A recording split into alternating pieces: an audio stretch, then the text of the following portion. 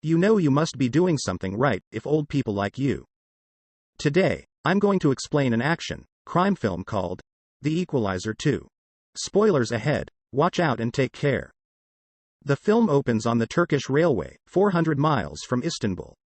Robert McCall enters the bar cart of the train and has a drink with his target, a Turkish man who has kidnapped his daughter from her American mother just to spite his ex-wife and hurt her. When the man becomes aware of McCall's mission, he orders his men to take care of him. McCall surveys the room, sets his timer, and proceeds to punch, smash, stab, and neck snap all the goons. He approaches the father and gives him a chance to take the easy way out. In Boston, the mother, Grace, goes to the office of her lawyer where her daughter is waiting for her. She tearfully embraces her little girl. McCall now works as a Lyft driver, with his most frequent driver being an elderly man named Sam Rubenstein.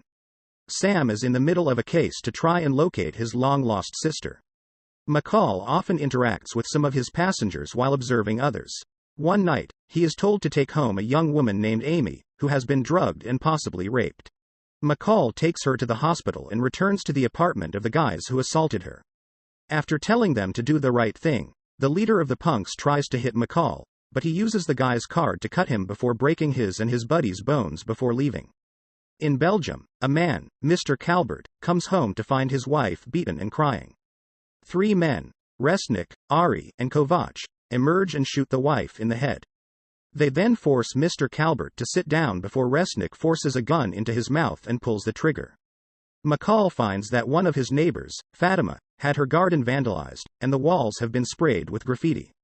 McCall starts to wipe it off before he is met by Miles Whittaker, a young man who frequently interacts with McCall and is an aspiring artist. Miles offers to help McCall take it down at a price.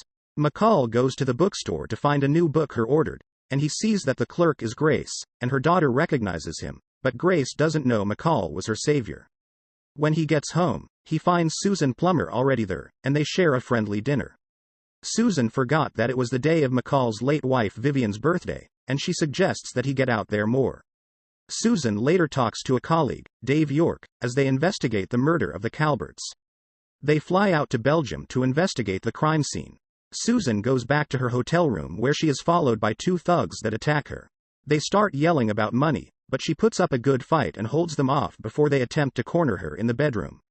McCall is watching Miles paint the wall when he gets a call from Susan's husband Brian to inform him that Susan has been murdered. McCall flies out to Washington, D.C. for the funeral and later starts to investigate Susan's death by reviewing camera footage from the hotel, as well as crime scene photos.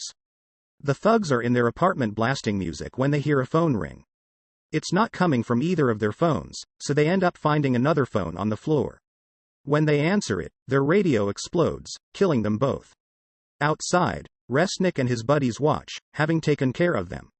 McCall finds Dave, who believed McCall to be dead. They have learned about the killing of the thugs, and McCall determines they were just loose ends that needed to be taken care of, and that Susan's death may have been connected to the Calbert murders. McCall observes Miles going out with two neighborhood gangsters. He follows them to their apartment, knocks out their guards, and takes their guns to force Miles to come back with him. He was there because they were going to help him get revenge on the thugs that murdered his brother, but McCall makes it clear that he has no business dealing with these guys. McCall is driving a passenger who says he's going to the airport. He gets suspicious and intentionally takes the wrong route, and when he reveals this, the passenger tries to stab him. McCall drives around like crazy to knock the guy around as he manages to elbow him in the face repeatedly. The guy then tries to shoot McCall, but he grabs the gun and shoots him first. He takes the assassin's phone and finds coded information on it before he burns the car with the man's body inside. McCall takes Brian away to a safe house until he sorts this situation out, fearing that Brian may be targeted as a loose end. McCall takes the phone to Dave's house where he meets Dave's wife and two daughters.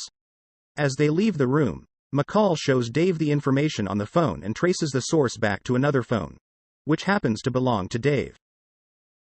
He reveals that after he and the other men, who were all taught under McCall in the CIA, believed him to be dead, they got involved in some nasty business, and when Susan nearly found out, Dave killed her himself.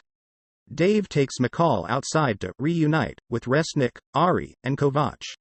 He vows to kill them all for what they did to Susan. McCall is then given a ride by Dave's wife, as if to taunt him. Miles is at McCall's apartment painting the wall for him.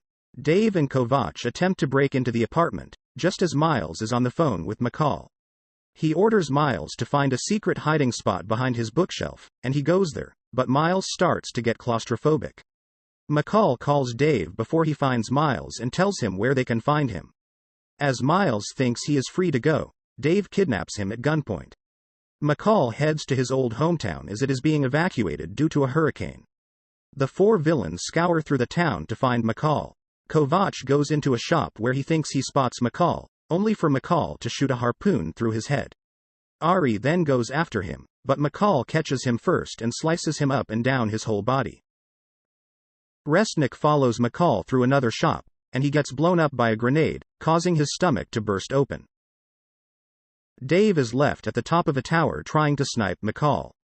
He manages to contact him and tell him that Miles is stowed away in a trunk, and Dave will kill him if McCall doesn't surrender himself.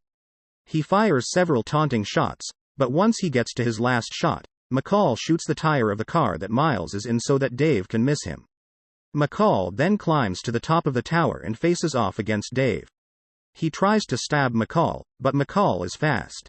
He gouges Dave's eye out before grabbing his knife and stabbing him in the abdomen, and then he slices Dave's neck from the back before throwing him off the tower where he smashes against the rocks, and his body is swept up by the ocean. McCall goes to free Miles and sees that he got shot in his leg. He takes the boy to his old house where he treats his wound and stops the bleeding. Miles then sees pictures of McCall when he was a soldier, as well as pics with Vivian. Back home, Fatima sees that her garden has been restored, and a mural has been painted on the wall by Miles depicting what appears to be life in her old country. On the opposite wall is written, "I leave you with the best of myself." We also see Miles on a bus talking to a girl from his school as she sees a drawing he is making, inspired by McCall.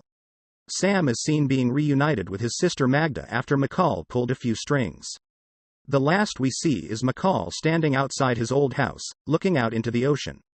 Robert McCall is leading a new life as a Lyft driver while also handling business against those who harm others.